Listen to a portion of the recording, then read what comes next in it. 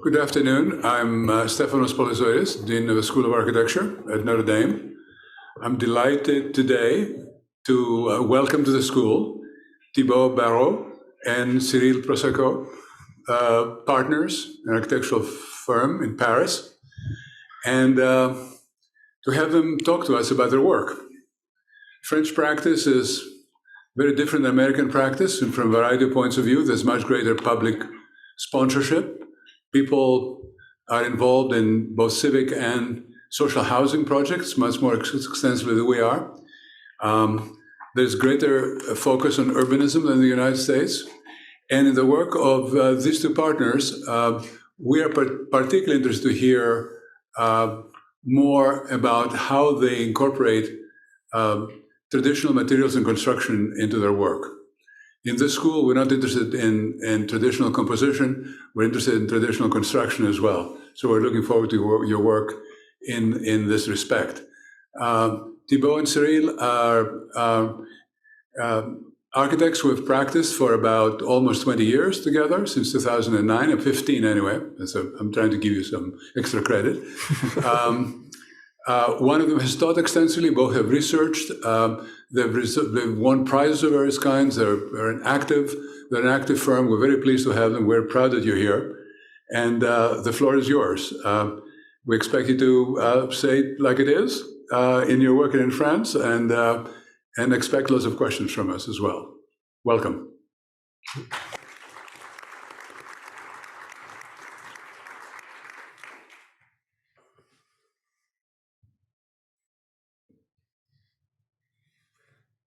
Does it work? Yeah. Good evening, everyone. So my name is Thibaut. This is Cyril.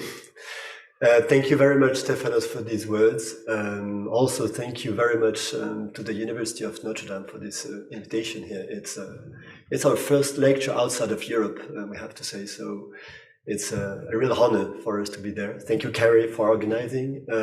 Mackenzie, Stephen, also for the tour. Thanks, everyone, for being here tonight. So the necessity of fullness, maybe a few words as an introduction to explain and to express what we have in our minds behind that title.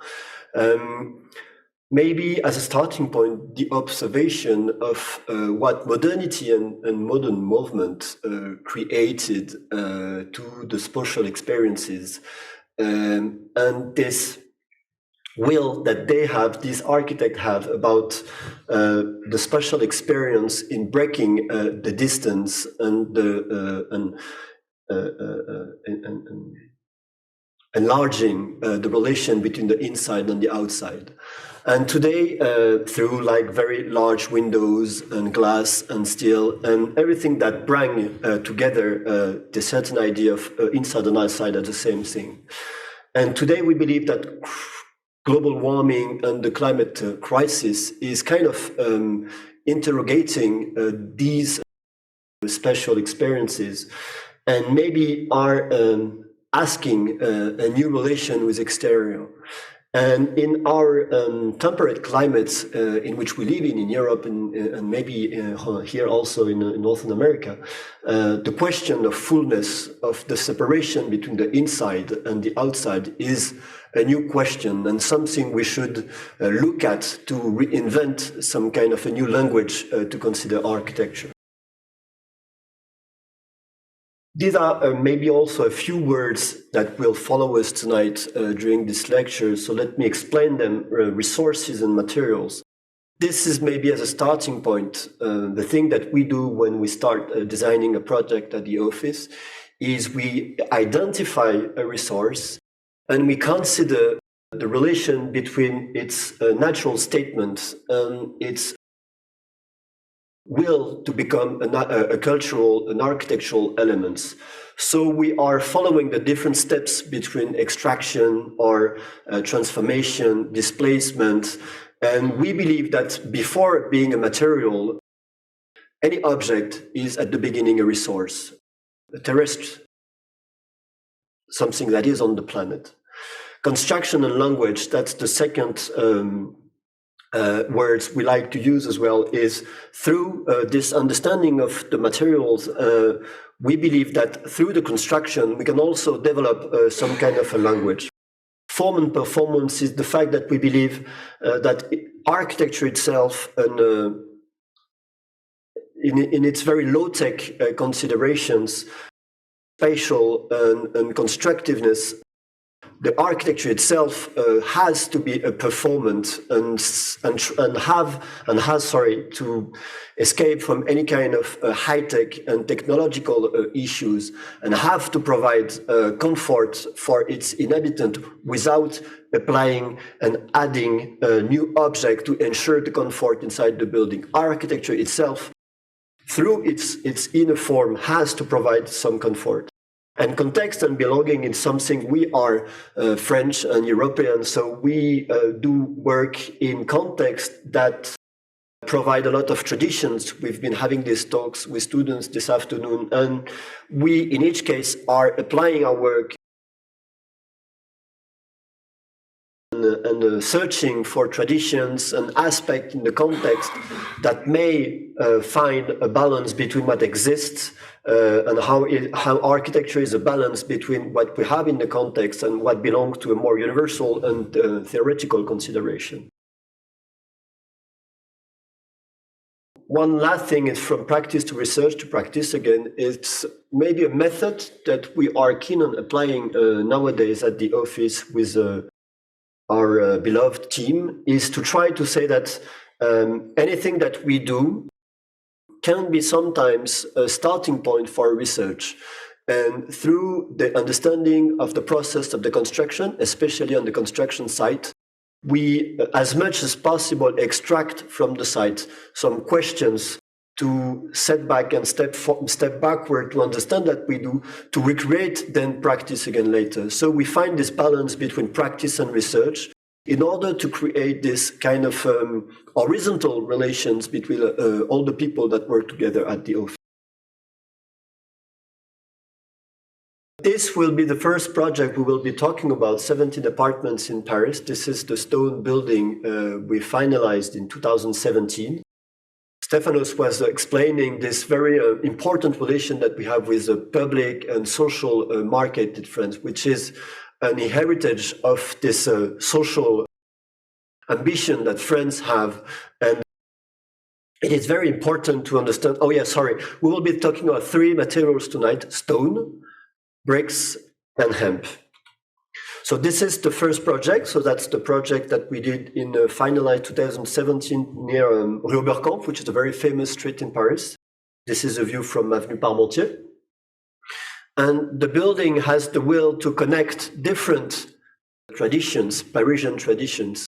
Again, the question of tradition is very important because it's a way for us to create some newness. Tradition is not something that you just let and look at from the present to the past, but is something that you investigate and to which you try to offer some newness and some actuality and some relevance in the present times. And the will of this project is to connect 2 tradition. On the right hand of the building, you have the faubourg, which is this kind of very simple, very banal kind of architecture that we have in Paris. Very dry, very simple. And on the left one, you have the Haussmannian. This is a late Haussmannian style building, which is very bourgeois, something that on which you apply some ornamentation, some thickness on the building. And our building in the middle is trying to make the link between what's very dry, what's very simple, and what's very bourgeois, very thick, and very universal at this time of the century.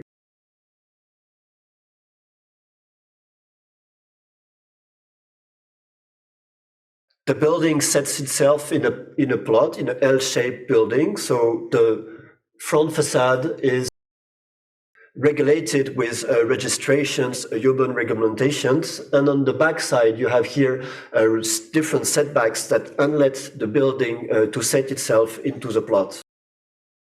In order like this to create this relation between the courtyard that's existing here on the right and the new courtyard that we do here. And you can see the setbacks that provide lights here inside the different apartments. That's another view of the courtyard, where we will talk later about the relation between concrete and the stone. That's the plan that's the typical floor plan. So you can see that we have one part here facing the street with a 3-bedroom apartments and a studio here. And on this side of the building, you have like each setbacks erase, some kind of erase somehow a room to go from 4-bedroom apartments to 1-bedroom apartments on the top. And all the plan is organized along these 2 structural lines here, in which we organize the bathrooms and kitchen as much as possible, and on this side too. So you can see that the measures of the apartments are given by the dimensions of the structure. So the structure itself inside the building, which is out of steel inside, so punctual structure, organizes the different parts of the apartments. That's a view of the construction site. It's an interesting view because in this one we can understand all the materials that we use in the building. So you have the stone, of course, which is a load-bearing stone. So all the plinth, all the floors are getting connected. We'll see that on a detail later on the facade. You have the 2 rows of the steel, and then you have the wood. All the floors are made out of wood, CLT, massive wood that are connected to the facade. And one element which is not shown on this picture is the hemp, the insulation, which will be applied here along the facade. Here you can understand that the relation with the courtyard, with very Parisian, very Faubourian view, with an existing here wall, which is a pierre de Meulière, which is something different from the limestone that we used. And you can understand the very large opening, which is due to the presence of the concrete that we see here. So again, even if we are very interested in using the stone, we are also very interested in the collaborations between the different materials. And it's not a war against concrete, even if we believe that we should all use less and less concrete, but it is also very interesting to use it as less as possible, and when it's the best materials to be used. For instance, if I go back to this image, it would not be possible to use a stone lintel, so we preferably use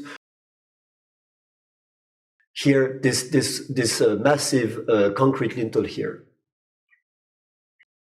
And then again, about these collaborations, about the material, very interesting in the assemblage, in the way, in the order in which all the objects in a detail take them place. So you can see here the floor, wooden floor, the massive stones, so 30 centimeters thickness of stone, limestone. And then you can see here the beginning of the lintel, which will cross and provide the very large base for the apartments. This is another view, so you can see here the lintels, the concrete lintels that also provide and that collaborates with the stone to create this kind of, for us, very interesting language, in which, again, the stone is not something that belonged to the past only, and of course you inheritate the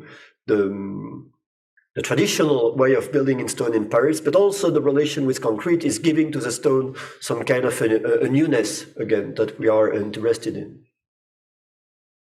Another detail of the balcony here. So you have this balcony. Again, we use concrete when it's the best materials to be used, when we cannot use the stone. So here you can see on this detail, so that's a very thin steel column that gets the loads from the balconies here. And if I go back here, you can understand the balcony and the water system that's between the balcony and the facade. Now if we talk a little bit about this detail, which is very important. Also in the Haussmannian tradition, there is something very important about the window. And this is maybe the only thing that we borrow beside beside the construction matter is the place of the ornamentation and the moment where the language set itself in the building. And again, the window in the Haussmannian style is the moment where everything in the ornamentation happens, let's say. This is a lintel, this is a gem, and this is also something that we're interested to investigate. So you can see here the lintel with this oblique cut that I will talk about in a second, and the different gems of a mantle here on both sides of the lintel. Here you can explode and you can understand all the different elements that take part in the construction of the window and also in the whole of the facade at the end. And to understand that, we might go and dig into the quarry now and to understand what we have and what's beside this understanding of the construction in stone. Here we were during the construction site, so we were witnessing the stones, the massive stones arriving on the site. And these stones, if we talk about them a little bit, where they come from, this is, so France, as you can understand, this is Paris, this is the location of the quarry, close to Angoulême, southwest of France.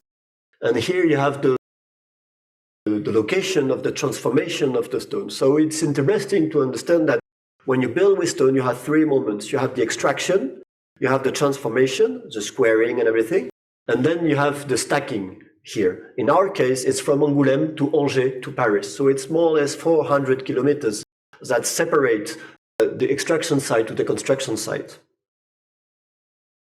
And this is important to understand that why do we use limestone? We use limestone because in France and in many countries and all over the world, sedimentation has produced 99% of limestone under our feet. So it is important to say that now it's the word I was saying at the beginning, resources and materials. The material today has to be understood as something that you identify as close as possible to the construction site. In order, of course, to reduce the carbon footprint of the transformation, the extraction, transformation, and displacements of the matter that you use. So here in brown, I don't think, well, it's not really brown, but you can understand that the map of the limestone, of the sedimentation layer in which we can extract the material in order to build low carbon buildings. So that's kind of a dramatic view of the inside of the quarry in which we will extract our stones. That's the plan of the quarry. So it's a very rationalist, of course, system of extraction. So you have almost a small city underneath the ground. And here you can see where do our stones come from. It's very interesting, again, to understand that when you start building with stones, you have a very particular relation with the ground. This is why this is a kind of a dramatic moment, but it is also interesting to see that this is the scarf that you do to the planet when you build. And building in stone is a manner to have in mind what you do to the planet, even if it's few, even if it's way more smaller than a concrete or steel construction, but still something happens. So we are into the quarry. You have different layers of extraction here. And there, this is our stones being extracted. So with this saw, this is always the same principle. It's a chainsaw, sorry, that extract different types of chain. We will talk about that also later. And here you can see that you have the different blocks extracted, removed from the ground. So this is the ground, this is the planet, this is sedimentation's layer. And this natural state of the resource will soon become architectural elements. These are the stones being stocked in front of the quarry before going to the transformation site, in Angers. Then you move into Angers, so the second location that we shown on the map. And then you start transforming them through this only one process, which is cutting, and cutting. And that's the only thing that you do to the stone. When you extract, you cut. When you transform, you cut. And sometimes when you adjust at the end, you also cut, and you also put some very small slices of, so you extract always matter to bigger blocks. And when you start understanding that, and when we have in mind this saw and the way you cut, so you have in mind the economy of the cut, of the transformation, then you realize that's the only way to create ornamentation and language, because it's in the understanding of the transformation, in the understanding of the economy of the transformation, that lies the moment of architecture. I mean, the becoming architecture of the natural elements. So we are keen on showing this image, which is Le Corbusier looking at a room, expressing and looking at the temple and having in mind his modernity and the modern movement going on. But we like looking at the image the other way, and you say that this is huge pieces of stones that are part of a temple, of course. I mean, that were part of a temple, but that can also very easily become part of the ground again. So this very immediate relation between natural elements and cultural elements, between belonging to the earth and belonging to architectural culture, is something that's very, to us, powerful to reinvent, the act of building. So if we go back to the window, we understand that, okay, just with a cut, this very poor piece of ground, fragment of the soil, is becoming a lintel. So then we interact between the natural statement of the stone and the cultural opposition, and then we, with just this oblique cut, can investigate the relation between the lintel and the Haussmannian style of doing the window. So that's very important to us, that to find the most economical gesture for, and in which we will be able to be part of a larger tradition. So now you understand that the lintel, and we have this ambiguity between the lintel, which also is a relation, a balance between belonging to the window and belonging to the whole of the facade, in order to create this kind of conceptual grid, which also interrogates the horizontal and the kind of balance between vertical and horizontal elements and proportions. Also to investigate something wilder. For instance, this is huge reference, and apologize, but this is the Brucellai building from Alberti in Firenze in Italy. And also these people were also considering the relation between what's belongs to the skeleton and what belongs to the wall. And when you start building with stones, you have to face this kind of ambiguity. Am I building a wall? So am I assembling the stone to be understood as a wall? Or am I doing columns? So you control the position of the joints to express these different ways of dealing with the construction in stones. And we're keen on being in this kind of conceptual, but also very pragmatic ways of dealing with the construction. And in our case, we were keen on controlling in the pile and avoiding any kind of vertical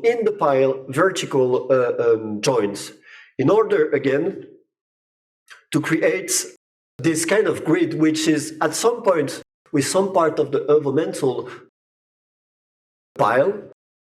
But when the windows appear, then you start dealing also with the possibility of becoming a wall again. But not a wall, because you will never find in the layout of the stones vertical joints in the piles. So you still remain pile, but you also build some kind of overall organism.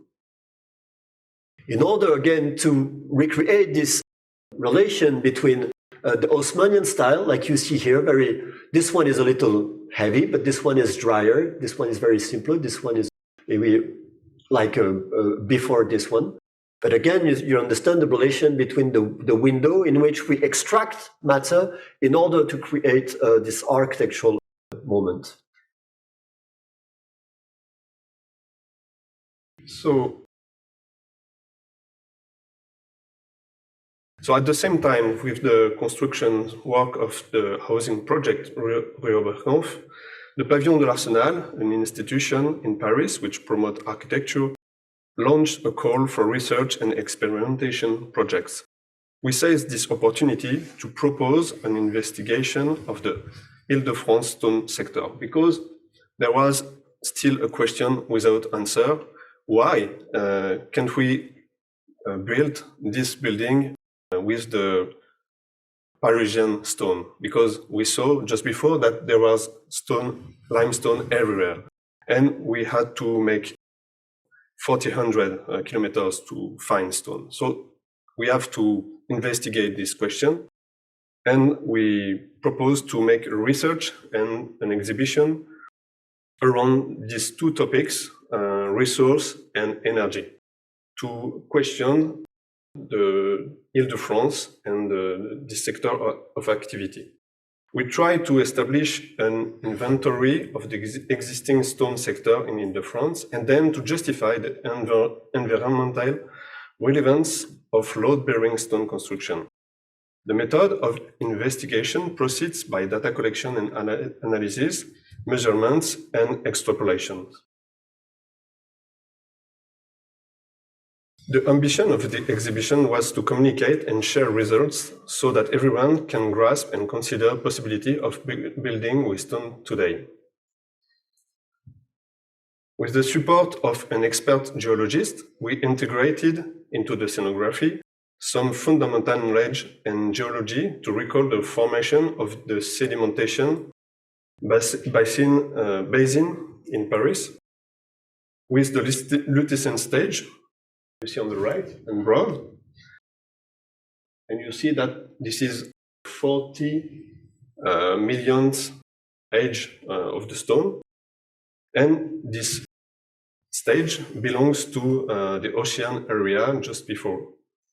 And using that, we made a huge map, creating a new shape of the territory of Ile-de-France. And you see Paris in the center here.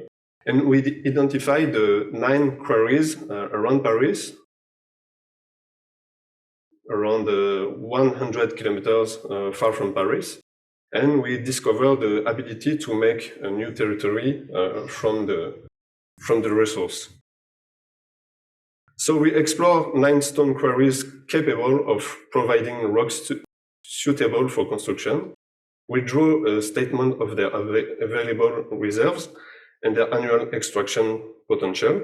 These are these drawings. So in brown, you see the annual extraction, and in white, the capability for extract less.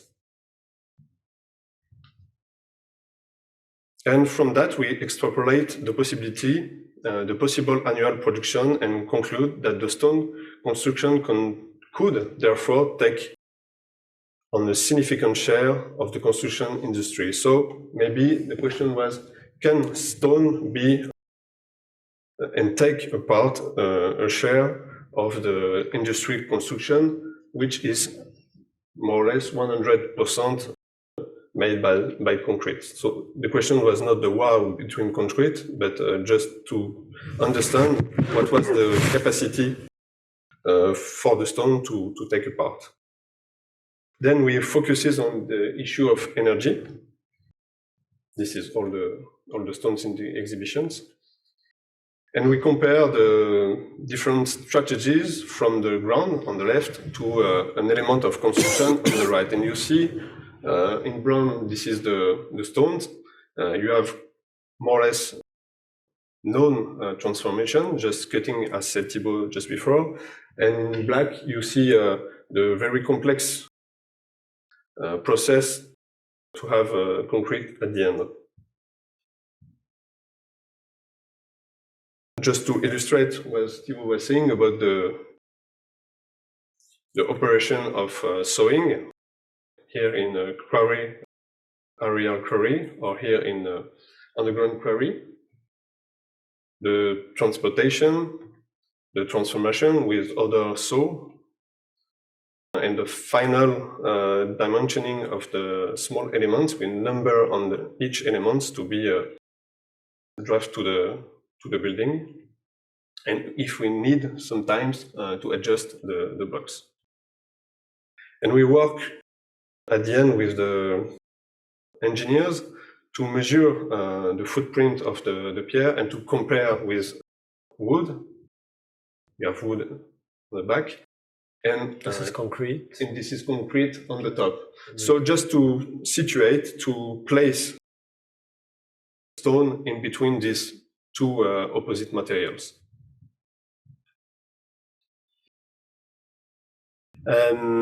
Next project is, let's say, back to practice again, but in a very particular condition. That was an invitation that we had in Biennale d'Architecture et de Paysage d'Île-de-France, the first version of it, like in 2019. And the idea was to express through an installation the relation between the form, its possible abstraction, and its relation with natural resources that we have here. So we made two pictures, two prélèvements.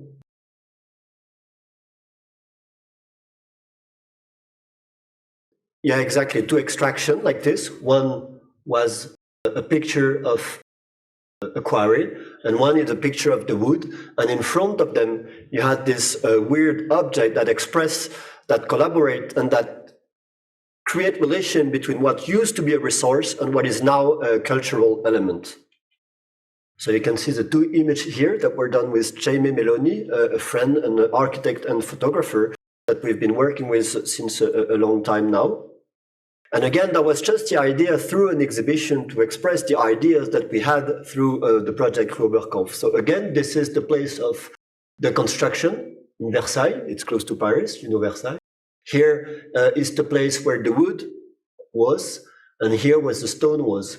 So we're keen on saying that the moment of the assemblage is in between the two locations of the two resources. But also what we like is to say that nowadays we have this very huge privilege to have connections with knowledge all over the world. So even if we have to have some very located and identified and resources, we can also go dig into open sources and get some knowledge to create this moment of the assemblage, which is in this case a Japanese tradition of the assemblage between stone and wood.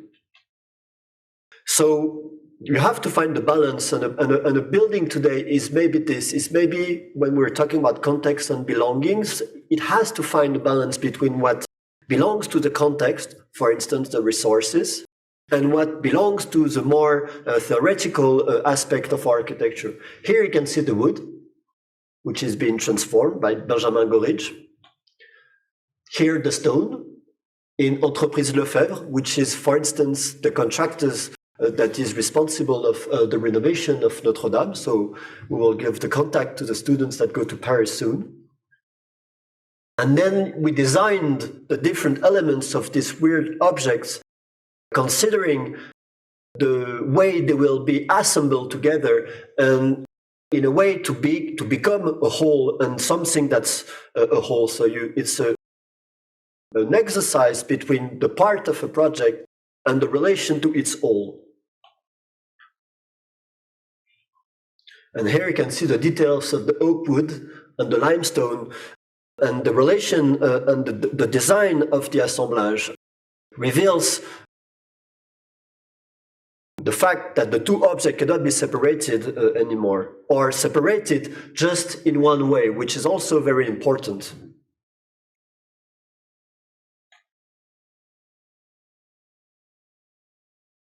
Different moment. This is in Entreprise Lefebvre, and you can see this tripod in the middle. And to practice again, this is another building which is somehow the scale up of the first building we did Rue Oberkampf. So it's a competition that we won 2 years ago now. The site we hope that it will happen by the end of this year. So it's exactly the same constructive principle as the one Rue Oberkampf. So it's wooden floor, limestones, and hemp. But this time on a 50 meters high building with, again, a concrete slab, a concrete plinth. And here a design of process is of course led by the knowledge that we have of the construction with limestone. So again, you have the concrete plinth. You have one first register here and a second one. And you can see you have slightly transformation and modification of the proportion of the overmantles here, which are becoming thinner as long as you go up in the building. So of course, it's the knowledge of the stone, and we will use two different types of stone. This one will be what we call hard stones, over 35 megapascal ratio of compression. And in that case, it will be around between 15 to 20. And of course, it creates some different windows as long as you go up in the building. So you have like larger windows in the plinth, and then the more you go and the more specific the relations become between lintel and ornamental, and how do we create this, again, architectural language and balance between concrete and lintel. Concrete, sorry, and limestone. This is a view from the boulevard. That is the plan, and all the plan is designed through this knowledge of the measure of the wood construction inside the building.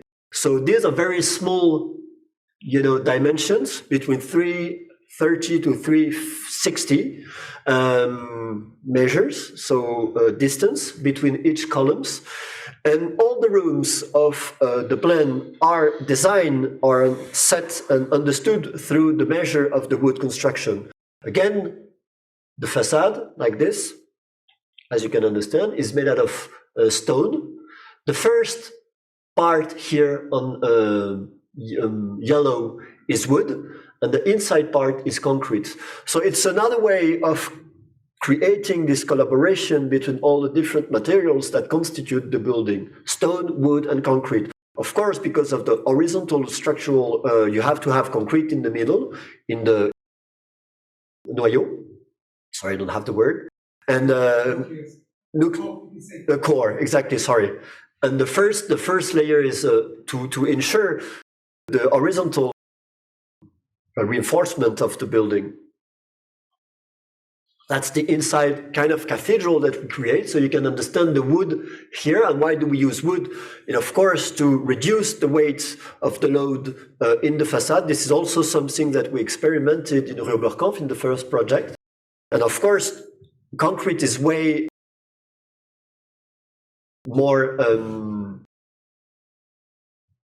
heavy than wood, so it would have forced us to use either a thicker stone or a more expensive stone to extract. The fact that we use wood here all around the building enables us to save a lot of matter in getting the load into the facade.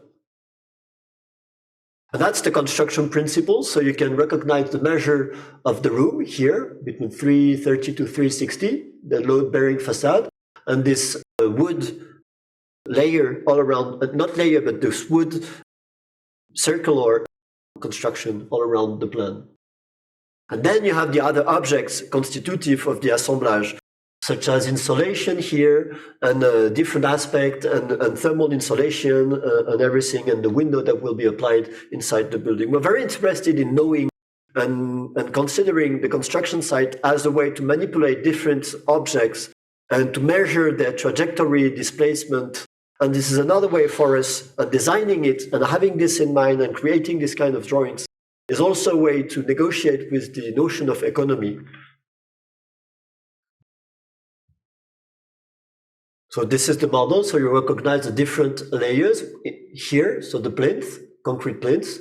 One first part with a little more fullness, again, in between the windows. And when you get up, the things, the ornamental are becoming a little thinner.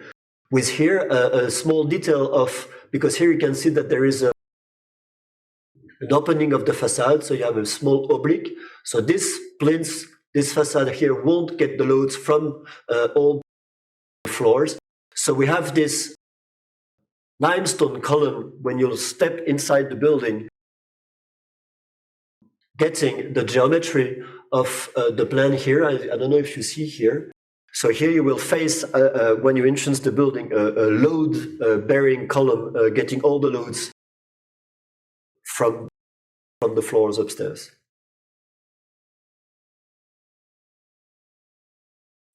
Plans principle. So we are keen on this. This was a competition that we did through during the COVID time. So we were thinking about how can we create in a landscape inside Parisian, very small Parisian standards apartments. So we're creating this, what we call the magic square. So each apartment has 40 square meters. It sounds small maybe for American standards, but for Parisian it's huge. 40 square meters, so more or less 4 times 10 square meters with a loggia inside. And we created this kind of typologic investigations from this typological investigation. And here it's a very small apartment, it's 47 square meters apartment, so it's a 1-bedroom apartment, but that still have this loggia inside. So when you live in a tower, we believe that you don't want to have like outdoor spaces that are out the building, but you prefer having the outdoor space inside the building. And so we create this kind of series of rooms, like Louis Kahn would say, so relation between the rooms, and each room can become something a little slightly different. Here you can have a view from the kitchen towards the loggia. You have bedrooms on the left, and the rest of the magic square, like we call it, on the right. That's one final image of the building where you can understand also the different languages that we use to, again, express the identifications of the different stones. And we'll use 2 different stones, like I said. Second part is about bricks. So this is not a very natural resource, but still it is for us interesting to express another material that we're keen on using at the office. Through this first project, 18 apartments in Laurency, which is a small city northeast of Paris, that we just finalized less than a year ago. So it's a very dense very dense city, in which the question of the tradition, again, the brick construction is very important. So we, as a starting point in the competition, decided that we should use the brick again. Here you cannot see much brick, finally, but behind this image you have lots of brick. And again, it's a work of inserting the building into a very dense context and illustrating maybe the idea of belonging to some place. So we have this very vernacular and picturesque roofs that we reuse in our building here, that you can recognize and see around. And we are setting the building inside a very small venelle, small impasse. And we created different setbacks to enlarge this very small public space in between the building. So here you can see the brick construction and traditional construction of Laurency behind. And we kind of reuse some of the languages that exist here. For instance, the brick, like I said, the water system, also the presence of the lintels on the facade. And we reuse all these kind of things to create relations between the old buildings and the new one. Like you can see here, the presence of the lintel, the window, the brick, the overlapping of the roof. This is the thing that we use to recreate this kind of same correspondences between what exists and what's new. So you can see here the presence, let's say, a reaction to water system, the overlapping of the roof, the presence of the lintel again, which is again something that we augment, that has been augmented to create and to have a bigger place in the facade. Here you can see the street, the different setbacks. So one setback here to create the larger street, and another one from second floor. And relations, this is a very, very banal and poor building. It's again social housing. And you can see the relation between the existing very poor house that's behind us. So it's a kind of a scale between the big house and a small collective building, one would say. Here you can see the plan. So each apartments, again, French standards, French social housing standards, between 60 square meters to 75. But on the floor plan, I will talk about mostly about this one, which are 2 bedrooms apartment. And you can see here again the presence of loggias that are inside the building. And the use of brick, in that case, it is load-bearing bricks again. So even if it's not natural material, we're trying to say that, okay, one material that you use has to have different role in the building. It has to be the image of the building, like a stone, but it also has to have structural position and a structural in the building. So in this kind of economical gesture, the brick is on the one hand the image and the correspondence between the existing and the Lorenzist tradition, but also a way to express and to create some newness again, because the bricks that have been used so far are bricks that are just applied to the building, but are not getting the loads inside the facade. But the brick inside the loggia turns itself, so you can see that the image of the building is also a layer to color the inside of the apartment. So another typological role of the material. This is to us the question of economy in the economy of means. You use one materials and then it gets solutions and it creates experiences, architectural experiences all the time in the housing. That's another apartment. So you can see 2 bedrooms apartment, one living room here, the kitchen, and you have this additional space that's in the middle of the building. And then this loggia is also creating and offering some interesting thickness and what we call second jour in the apartment. So you have new rooms in the middle of the plan in order to escape any kind of corridor. And so you enlarge one room and then it becomes also a distribution for all the apartment. And also create some diagonal views like this.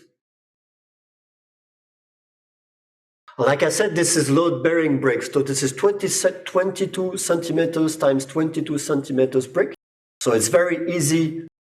It's just the same principle, let's say, at stones. But also, again, we are asking them to become piles and walls. And we are very interested in this relation and this control of what we say through the use of the brick.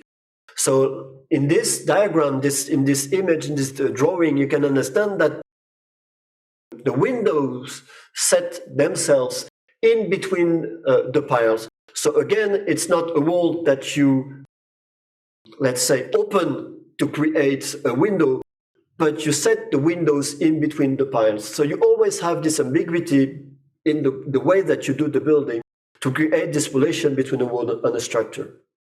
So these are the bricks, so very easy, very poor material. Here an image of the construction, in which you can understand what I was just talking about is the relation between the understanding of a pile and a wall. So the windows, like I said, are setting themselves in between the piles and the lintel, a view inside the building. And a very banal and simple assemblage on top, where you have the carpentry on top of the lintels that are getting inside the loggias, that are setting themselves on the bricks that gets the loads from the roof. Again, this drawing to be sure that we understand the constructive principles, and this is drawings that we always do at the office to be sure that we understand the contractors and that enable us also to create relations and knowledge and to share our knowledge and maybe our ambitions to the contractors. This is a view of the quarry. So even if it's bricks, it's earth again. So even if in that case the brick is transformed and from its natural statement, which is part of the soil, it also becomes through the heating. When you put it in the oven, it becomes then a cultural element. But in that case, you spend a lot of energy again. So we know that it's not as economical as the limestone, but still the fact that we use a brick that also gets the loads from the building is a way to renegotiate the question of economy. These are bricks. One last image of the project. And now in that case, we again scale it up a little bit in a bigger project, 80 apartments in the center of Paris, which also investigate the question of the thickness and of the fullness in a facade. So this is not our building. Our one is right behind there. It's a competition that won 2-3 years ago. And in which, I'll go fast on this one, we also investigate the question of the load bearing and the structural state and structural role of the brick inside the building. So again, the principle is in green you have concrete, in blue you have the bricks, and in red you also have the columns. And in that plan we were investigating the idea of, through this very thick building, almost 30 meters in the middle, you can also at some point becoming something else than housing. So create a plan that would at some point become flexible and allow another type of program in the future. This is the image of the model. So you can see, again, the different objects that constitute the assemblage and that take part, in the language. Another model in which you can understand that you have the concrete elements here, again, to create some larger openings in the facade.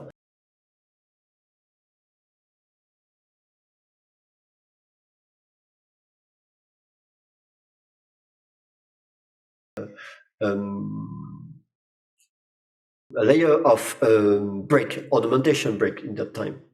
And again, a drawing which express the idea of the construction. So you have the slabs, the floors, which are a mix of wood and concrete, again, to gain heaviness and to reduce the amount of loads in the facade. And the thick facade, which you inhabit in that time, again, in the same principle that the loggia in Laurency we just talked about in the previous project. And now hemp, last material, which is something we discovered at the very beginning of the practice in 2013 when we first did a house in Normandy. And hemp is a great insulation materials. And it is totally related to the title of the lecture, The Necessity of Fullness. Like I said at the beginning, we need to create comforts and in the winter and in the summer. And we have to now negotiate with the idea of insulation, not only through, let's say, a technical issue, but also through architectural will and ambitions. And again, insulation is a new way to reinvestigate the question of rationalism, constructive rationalism, that raised in the middle of the 19th century. And it's also a way to re-collaborate with the engineers. We are very interested in this notion of collaboration, of things we have in common. And we believe that insulation, in addition to structure, is also something that forces the relation between architects and engineers.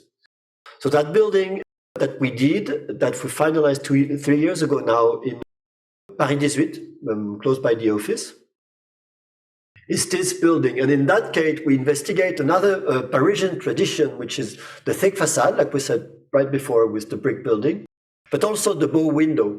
And the bow window is something that's new that I will talk about in a second. So that's the insertion of the building, which is a link between a small street, Rue Jean-Philippe de Girard right behind, and Rue Marx-Dormois, this one, and creates this new streetscape. Again, this is very Parisian. When you build a building, you don't build an object when you do a building in Paris. You cannot stand by yourself and forgetting about the environment and the street. In all the cases that we showed, beside maybe the building in Laurency, we have always in mind that we create streets and we create streetscapes. And the building is an object at some point. It has to propose some kind of abstraction, but it also has to have a relation with the street where it belongs.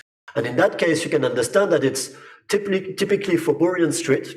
So it's not Haussmannian at all. So it's a typical, totally other tradition of construction. That's the facade on the back.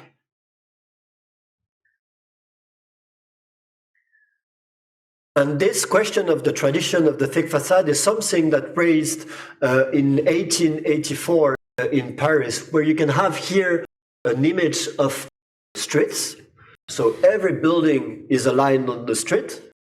And in 1884, they offered the possibility to create landscapes and new streetscapes through the different alignments, bow window, and thick facades. So this is when this kind of shapes happened. So you have only two there, but you have many examples and samples of this exploration of the thick facade and of the bow window. And this is somehow what we belong to.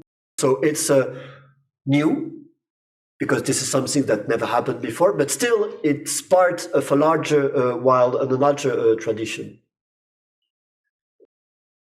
So that's the plan. So you can see here that you have like two small courtyards. On this one, it's very dense. Okay, so one in which you can have primary views. This is a very smaller one, but in these two courtyards, we create through in the thickness of the building the possibility to ventilate the inside of the apartment, which is also very important to create conditions in the summer in which you can have in one apartment the possibility to open on both sides and to create some natural ventilation inside the apartments. Again, a detailed plan, so you can see what I was saying here. So you have the two windows that creates natural ventilations inside the building, inside the apartment. And also a way to create inner views inside the building, where when you are from the outside, you have this kind of hierarchy between what's popping out of the building and what's setting back. And here, where you are inside the apartment, you cannot really say what's in front and what's behind. So this is just the same space that goes along the facade. And through this thick facade and through the investigation of the thick facade tradition, then we create a newness and some interesting Parisian way of, housing situations, which now, facing the street, creates some views along Rue Marx d'Ormois, but also a way to have very large openings and in which you can set ways of using this thickness. This is a diagram again about the construction principle. So this one, in that case, different materials. We have concrete here. I guess we have an image. So a concrete skeleton in that case. And then you have a wooden secondary structure, which is not getting the loads of the building. And then inside this wooden structure, we project this mix of hemp and lime sand binder and water. And then we apply a stucco on top of it, which is also a very important tradition, the Parisian tradition, the stucco, that you apply on the building. So that's the concrete skeleton. So again, we use concrete, but as less as possible through very thin columns and slabs. And then around the skeleton, we apply this hemp envelope. And there we project the facade. So we project the fullness, again, this insulation, which is at the beginning simply technical, because it is a need that we have to insulate the building. But also it creates, in our case, this thickness and the image of the building. So from insulation, from the state of insulation, it becomes the state of a wall in itself. Image of the construction after the projection of the hemp.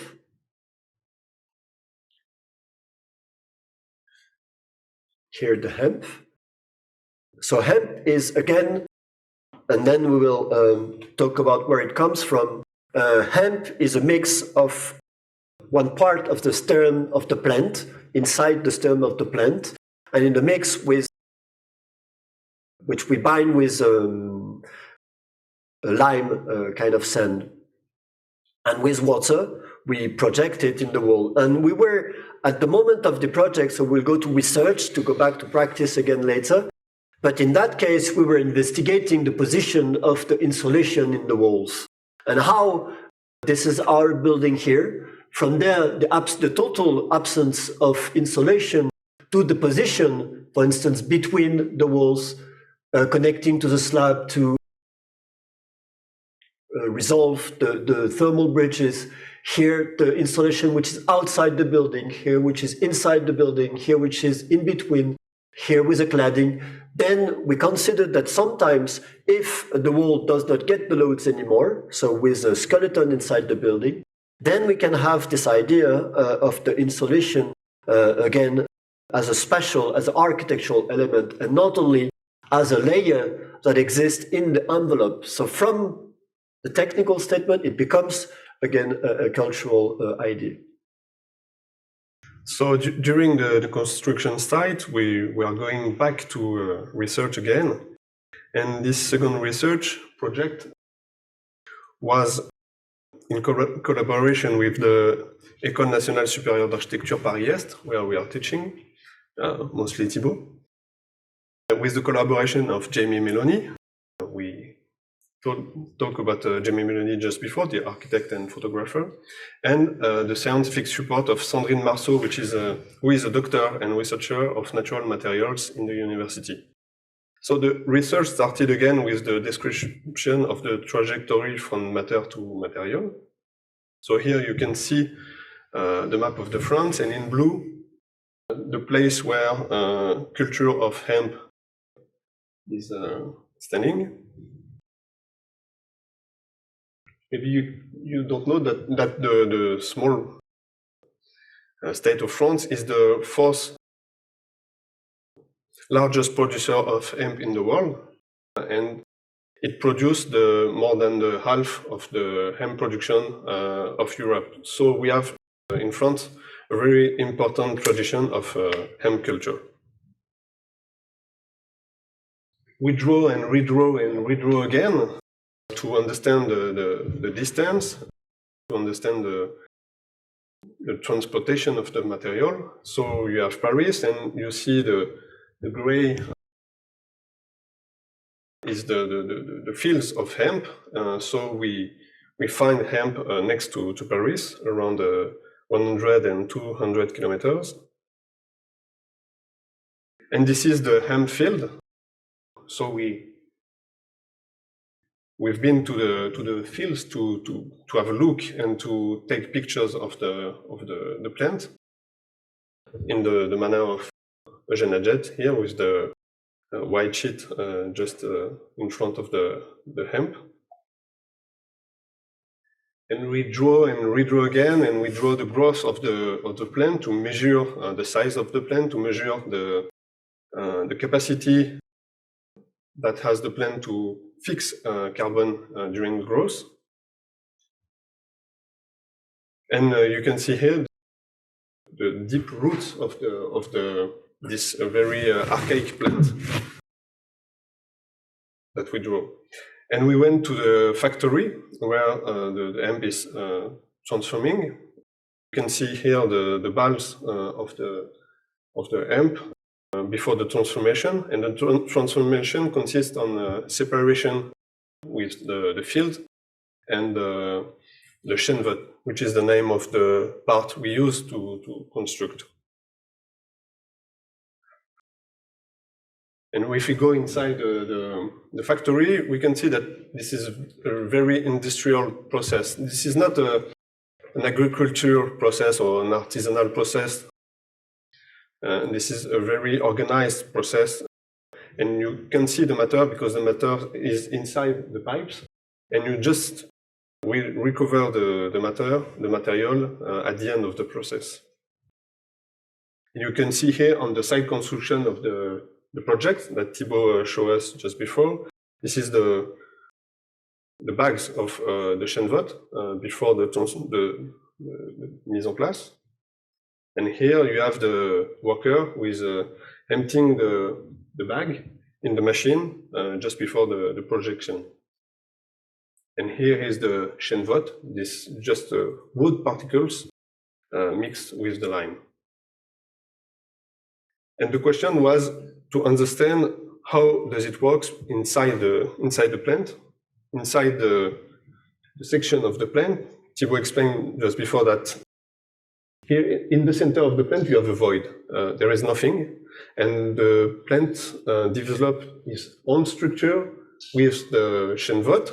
This is the the bark of the plant, but the bark is inside, and outside you have around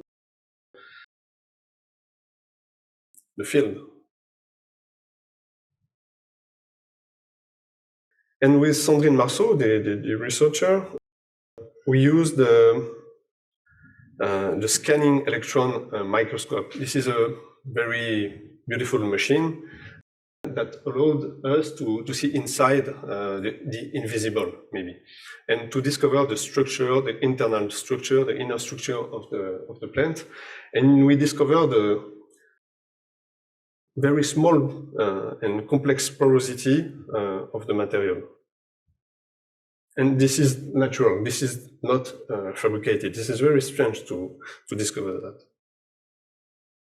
And we draw and we redraw and we understand different parts of this porosity. You have different form, which we draw like that.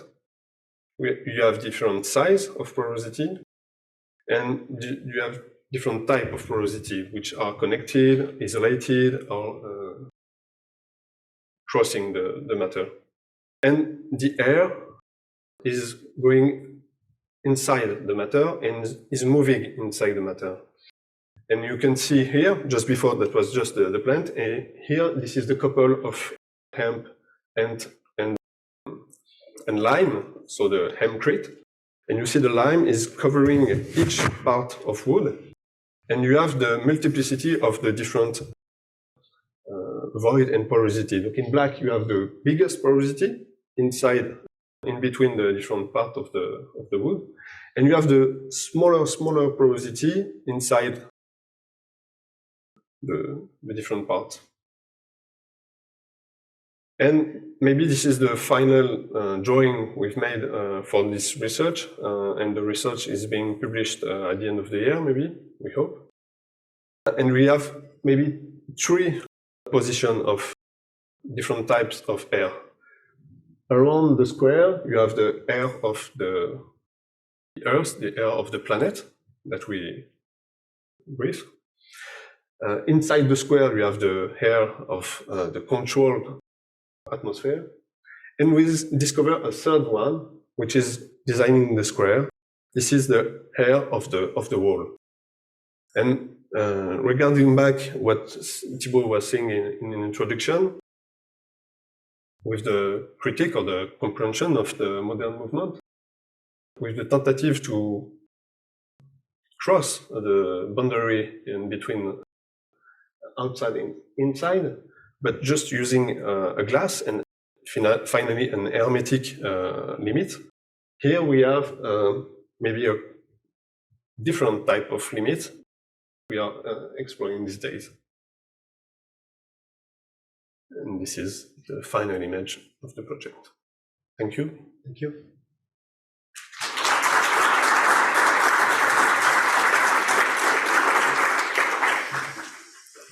Let's take some questions. So thank you for this wonderful presentation. I have 3 questions for you. The first one is, you talked about embodied energy briefly. Do you have a understanding of the embodied energy of stone, brick, and hemp, and the 3 in relation to each other, and which one performs better in comparison of the 3? That would be my first question. I can go to the next one. Yeah, if you will.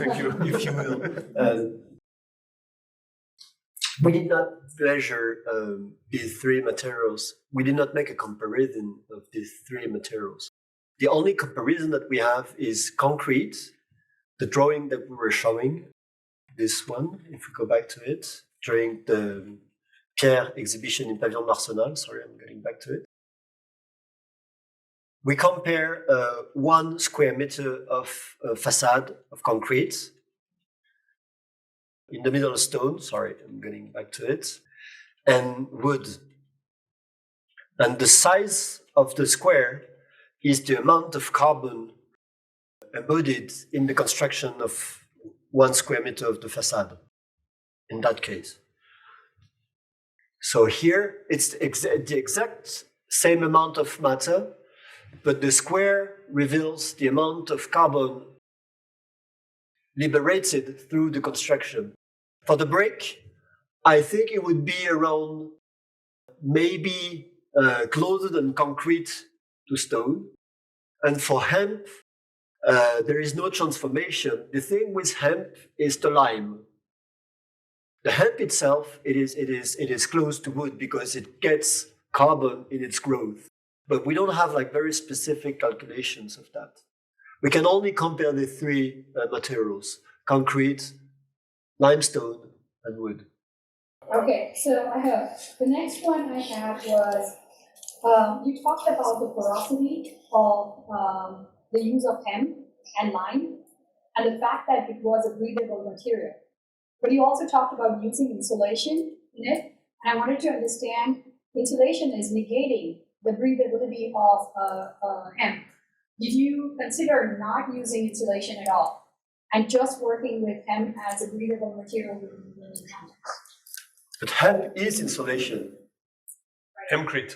Hempcrete is insulation. The mix. This is insulation. This is insulation. So then you did not add additional insulation? No. This is all insulation. Great. No, sorry, maybe we were not clear enough, but it's important to understand that most of insulations, let's say, separate inside and outside.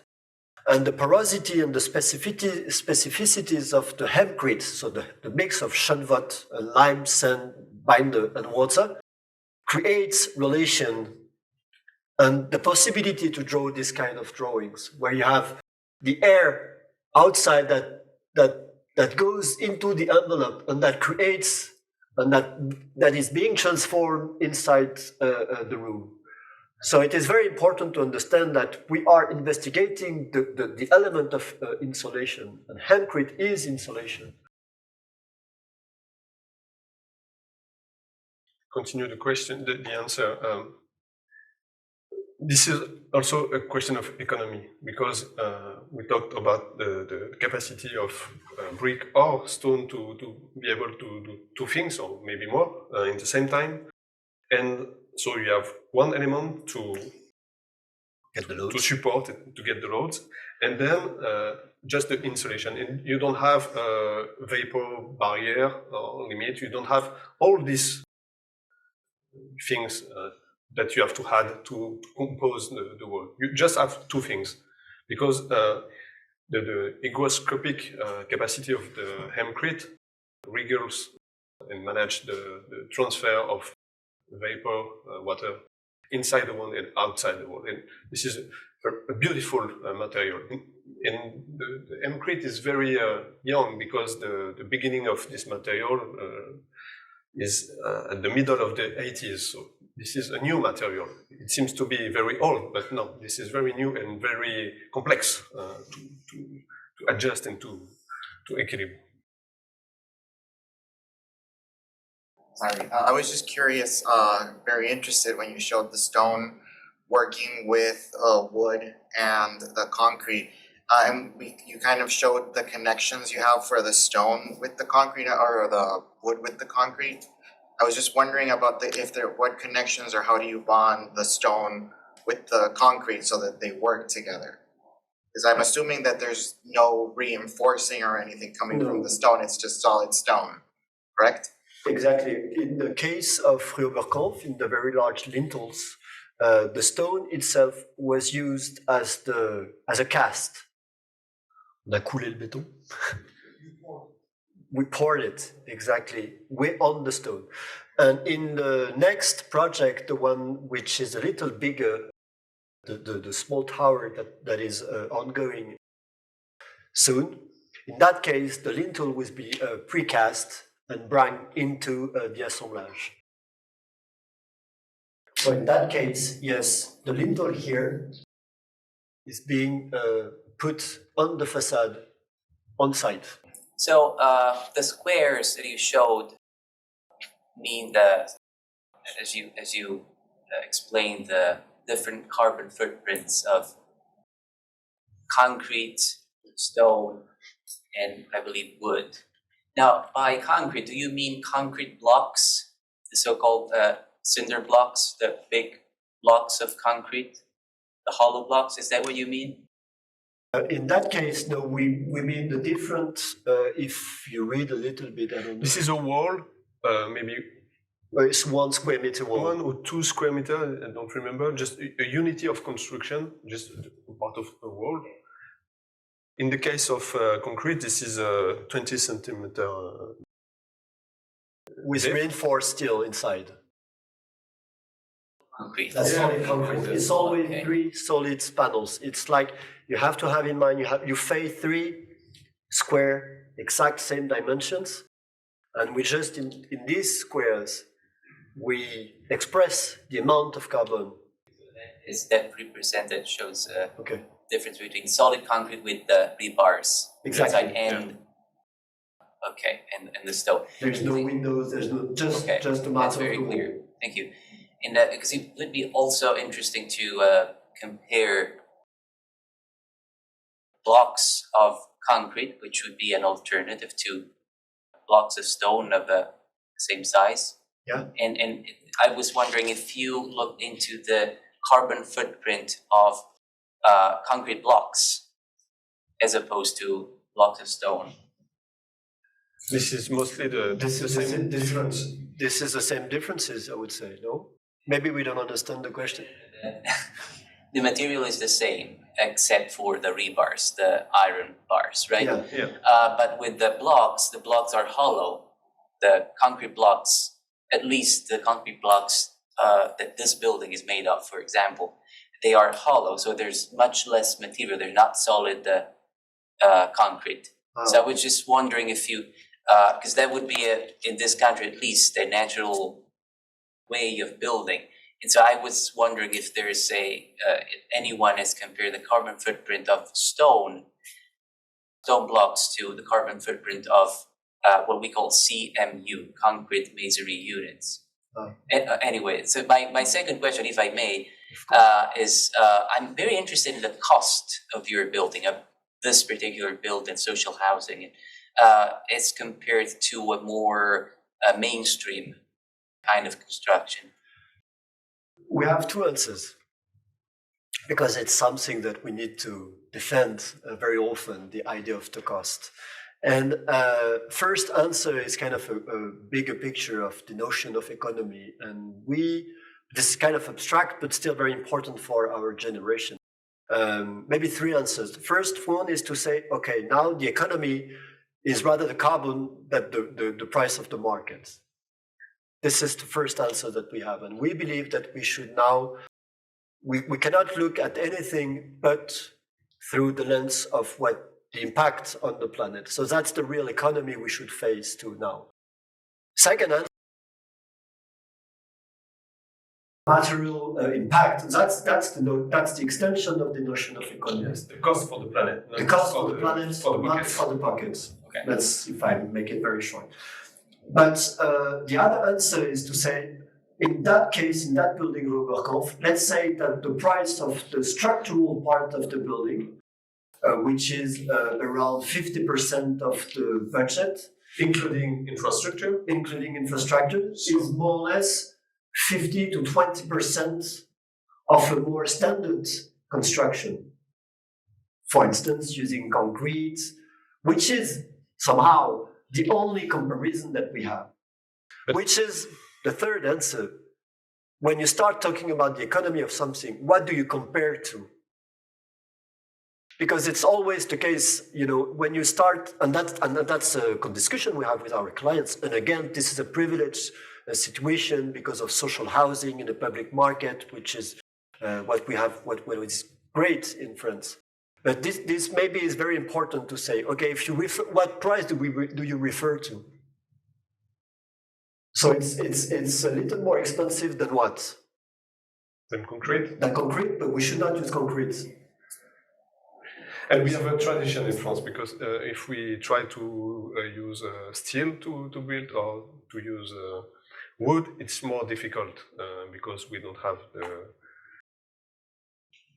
maybe your expertise or tradition with those materials. So in France, we have the tradition of concrete because we have the major world with Eiffage, Bouygues, and Vinci. Maybe you know that the huge firms.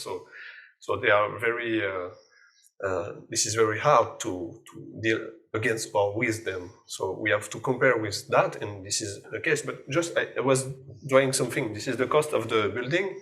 This is maybe the half is the cost of the structure, the infrastructure, the walls, the slabs, and the part of the brick of the stone. Maybe this is that, and the surcoût, The overcost. the overcost, maybe this is just that in all the price of the building. So maybe if you want stone, you have to take money. But still, that's the when we.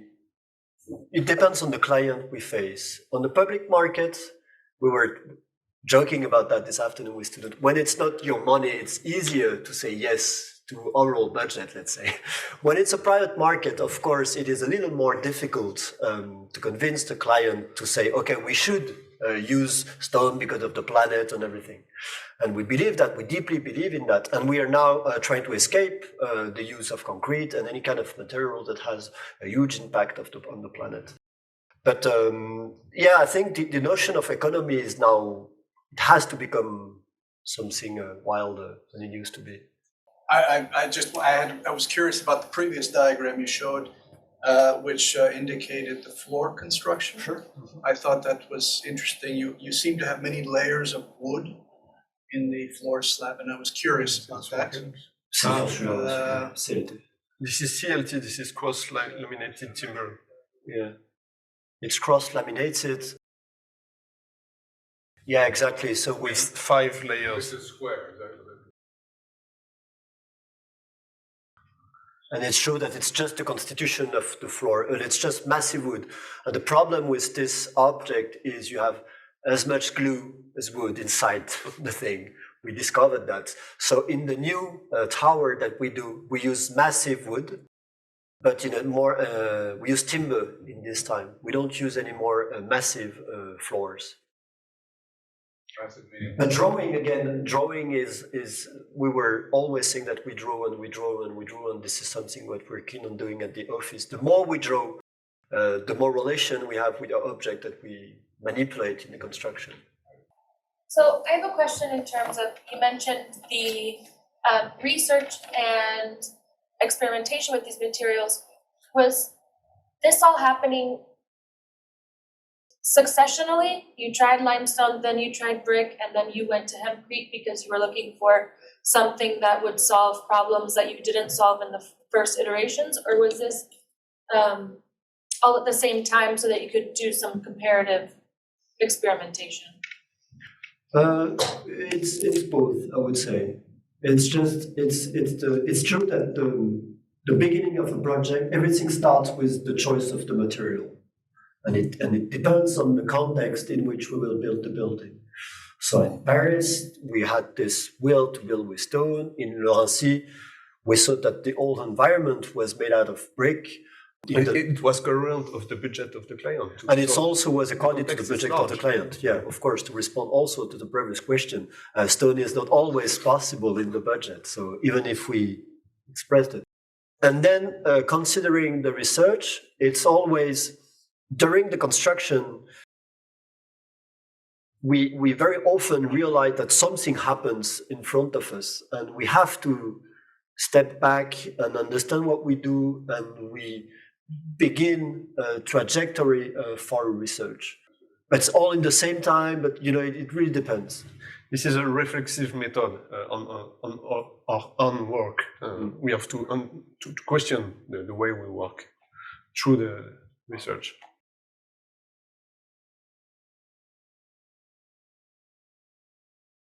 Returning to the question that about economy and the cost of construction, and this is more a statement than actually a question. Perhaps you should consider that even if you're building, perhaps in the process of construction, this is more expensive because for any master mason will be able to handle any brick, and here you have to use cranes to be able to pull up those blocks.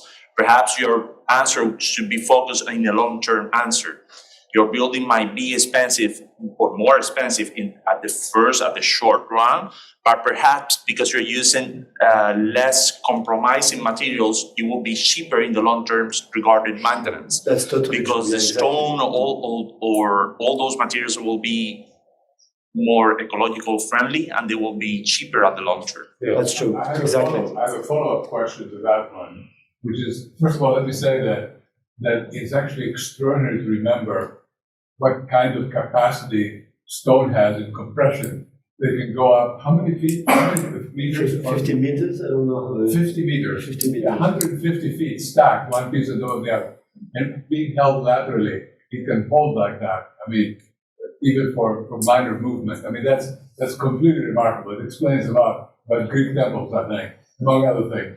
That's really stunning. How wide are the pieces of stone? How 30 centimeters. It might be a little more. A foot wide stone can go up 150 feet. That's mind-bending.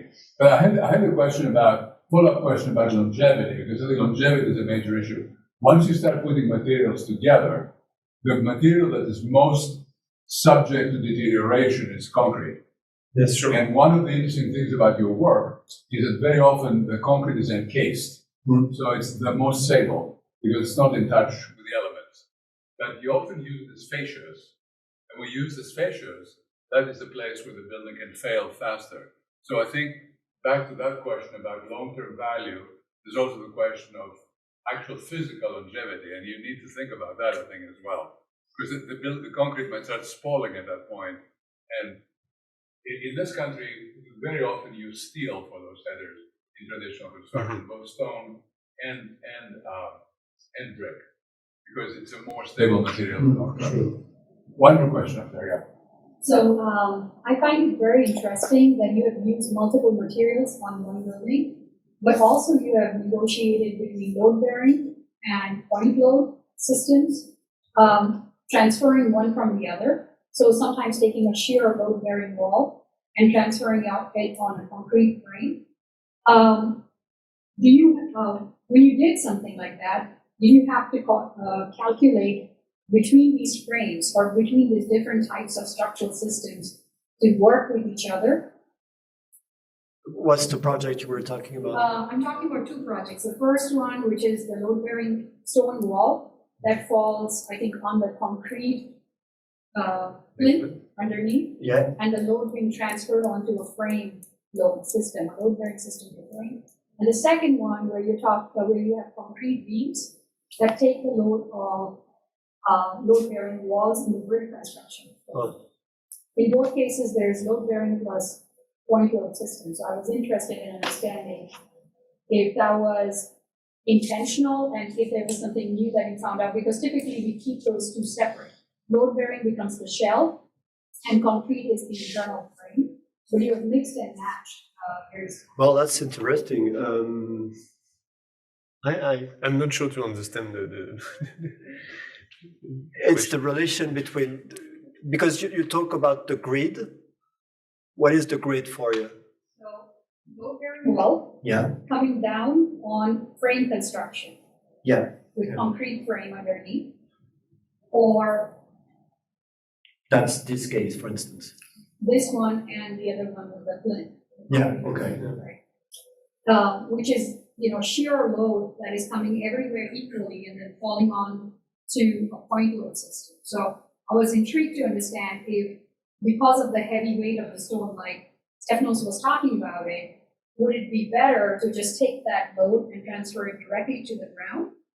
Why do we use always concrete in that case? Okay.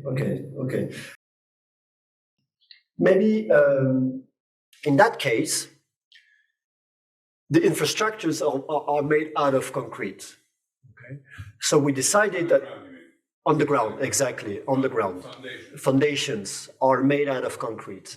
So we said, rather than hiding it, we should reveal the presence of concrete and express its presence, let's say. That's one kind of answer. The second answer is the fact that in Paris, this is more formal, but the ground floor belongs to the street. And it's always kind of separated to the rest of the building. Again, you build streets, you don't build objects. And you start having this in mind, you understand that, okay, my facade is a facade, but even on that building here or on that one, you don't really see what's happening behind the facade of a store, of a shop, or whatever. So that's one second possible answer. In the other case, in the case of the tower, well, you have it in mind. In the case of the tower, the last stones would be too thick to get the loads down and touch the ground, in this case, exactly. In that case, this is a 13 stories building, and it is totally doable, but then the economy of the extraction, of the manipulation of the matter becomes irrational at some points. And if we want to keep the 1 feet, 30 centimeters? Yes, 1 foot. 1 foot. If we want to stay inside this measure, then we have to start the stone on that level. And also maybe another answer is to say that because of the total number of exactly. And the quality of the stone is the other answer, maybe, because you cannot have comment tu dis, pierre tendre, the soft stone we use for the entire building. You cannot have that type of stone next to the ground. So you have to change the stone. You have to have you need harder to have stones. Heavy stone. Heavy stone, harder stones. So we prefer to use concrete at that moment. If we have to change stone, so we use something else. Thank you. Any other question? I certainly would like to commend you on this work. I know how difficult it is to take on the construction industry. It's God, the railroads, and the construction industry. That's the way I've been in the world, right? And so it is very, very difficult. And you've done an extraordinary job of getting there by doing, as Thibaut began to discuss, things that were very unconventional in matching and mixing, in shifting and doing all kinds of things. All the kinds of housing to do, buildings that are very special. My one concern has to do with the aesthetics of the buildings.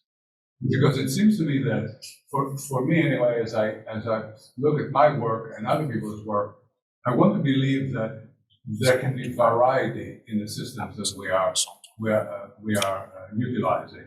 It's not only a matter of the longevity of it or the long-term value. It is really what other kinds of expression are possible with a building like this, other than this one. There seems to be a certain kind of fixity in this work that is very, very repetitive and not particularly wonderful, because it is very, the single object is remarkably interesting in its own way, particularly the way you explained it. But if you 10 of them in a row, all of a sudden you have a very uniform city again. And yes, so it is true. How to build variety into this is a subject, I think, that you need to investigate. And I know this has been the second lecture this week. We had Jean Borchet, I don't know how many of you were here to see Jean's work, the Swedish architect who was trying for ultimate simplicity and clarity in wood buildings and in low buildings out of wood and in basic urbanism of garden city, of the garden city kind. You're in a different kind of city, in a different kind of building, but you're using a logic that will deliver buildings that are abstract and relatively inexpensive, at least feasible, right? Mm. But then the question is, what price do you pay for this, and what kind of long-term value would the city have? Because you don't want this to be something you only do. I mean, there must be something about this idea that can deliver a rich and deep architecture. That's a very good thing. No, it's very it could be a very personal answer here, and it is true that several manners maybe to respond to that. Maybe the first one is the notion of economy again, and when you start building with such as a limestone, you have to rationalize the constructive system and all the process. So you have very few freedom through if you keep that economy in your mind, and if you want to remain in affordable housing, any kind of clients you have, public or private, but also in a more personal, and maybe Cyril will have another answer. We believe in I believe, let's say, to go through the times, a building needs to be a little boring all the time. And never very, because when it starts being spectacular, you embrace a very short moment of time. But when you start dealing with longer times, you always have to be a little banal and ordinary. Otherwise, you're just good at one moment, but then in the next decade, you will belong to the previous decade. And it's very important when you look at the building, for instance, Osmanian building, there is variety, and you're right about this.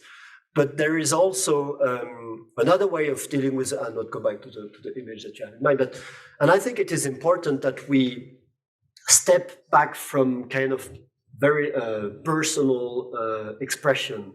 And we belong to cities, and at some point, a city is an assemblage of very simple and ordinary objects. And I think it is the way, and this is what makes us maybe European, because we do cities, you know. No, I think this is an American issue as well. Actually, it's a world issue, and maybe the next research that you need to think about. And I want to commend you radically about the idea that there is research and practice in cycles. That's a really beautiful idea, and well worth for our students to think about and to follow. But I think there is an issue here about the principle that you outlined, which is a very noble one, that one is silent or relatively silent. But what is the appropriate scale of silence?